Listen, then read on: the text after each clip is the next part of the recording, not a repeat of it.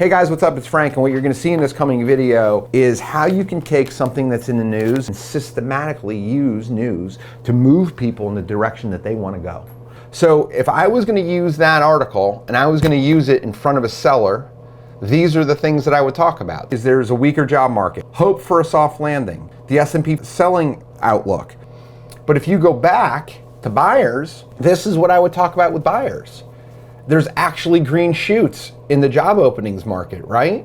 There is less jobs than there are people to fill them. Hope for a soft landing, inflation, the Fed might have to stop raising rates. That's what sales is. It's not necessarily convincing, it's nudging. And you nudge people in the direction they want to go. If you're on a buying appointment to buy a home, that's good. That person wants to sell. So why don't you help them sell and arm yourself with knowledge that gives them an ability to sell. But on the other side, you have to take that property and sell it in order to make a spread, right?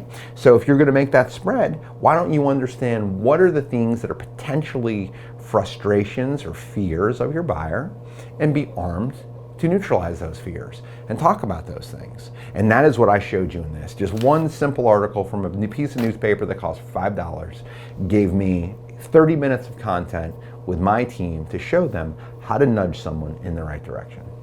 Hope that helps.